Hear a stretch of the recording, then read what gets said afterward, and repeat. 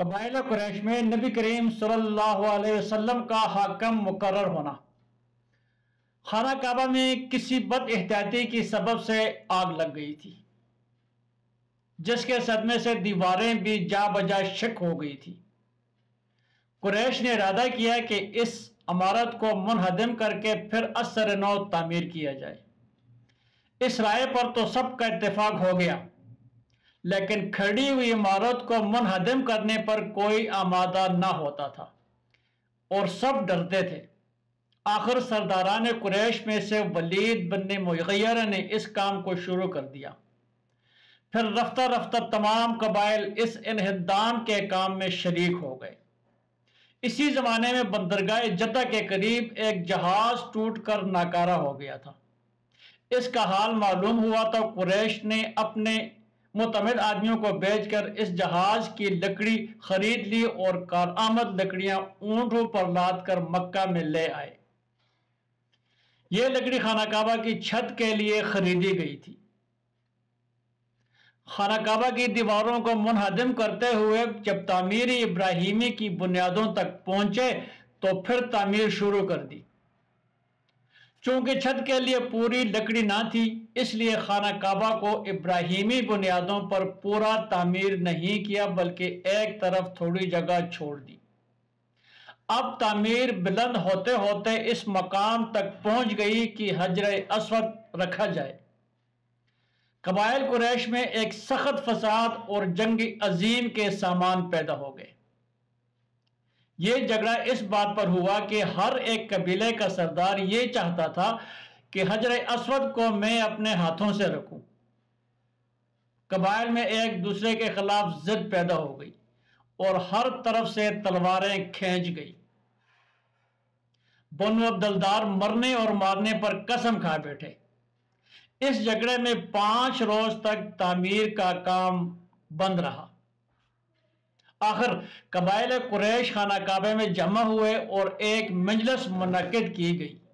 اس مجلس میں ابو امیہ بن مغیرہ نے تجویز پیش کی کہ اب جو شخص سب سے پہلے خانہ کعبہ میں داخل ہوتا ہوا نظر آئے، اسی کو حکم مقرر کیا جائے، وہ جو فیصلہ کرے سب اس پر رضامند ہو جائیں۔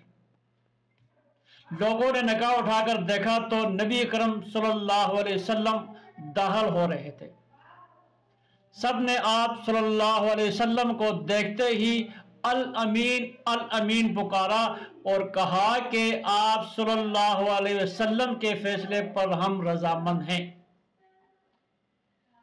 آپ صلی اللہ علیہ وسلم اس مجلس میں داخل ہوئے تو سب نے معاملے کو آپ صلی اللہ علیہ وسلم کی طرف رجوع کیا اور کہا کہ آپ جس کے حق میں چاہیں فیصلہ کر دیں، ہم آپ کے فیصلے پر رضامند ہیں۔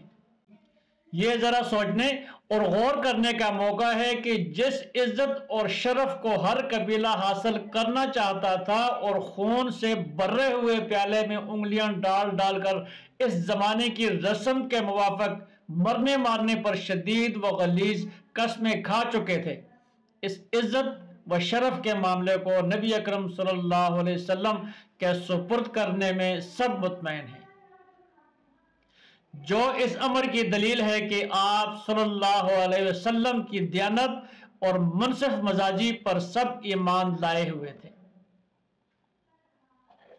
آپ صلی اللہ علیہ وسلم نے معاملے سے آگاہ ہو کر اسی وقت ذرا سی دیر میں جھگڑے کو ختم کر دیا اور تمام بوڑھے اور تجربہ کار سرداران قریش آپ صلی اللہ علیہ وسلم کی ذہانت، قوت فیصلہ اور منصف مزاجی کو دیکھ کر حیران رہ گئے اور سب نے بلا اتفاق احسنت و مرحبا کی صدائیں بلند کی۔ آپ صلی اللہ علیہ وسلم نے اس طرح فیصلہ کیا کہ ایک چادر بچھائی جس پر حجر اسود اپنے ہاتھوں سے رکھ دیا، پھر ہر ایک قبیلے کے سردار سے کہا کہ چادر کے کنارے کو پکڑ لو۔ چنانچہ تمام سرداران قریش نے مل کر اس چادر کے کناروں چاروں طرف سے پکڑ کر پتھر کو اٹھایا۔ جب پتھر اس مقام پر پہنچ گیا جہاں اس کو نصب کرنا تھا تو آپ صلی اللہ علیہ وسلم نے چادر سے اٹھا کر وہاں نصب کر دیا۔ کسی کو کوئی شکایت باقی نہ رہی اور سب آپس میں رضامند رہے۔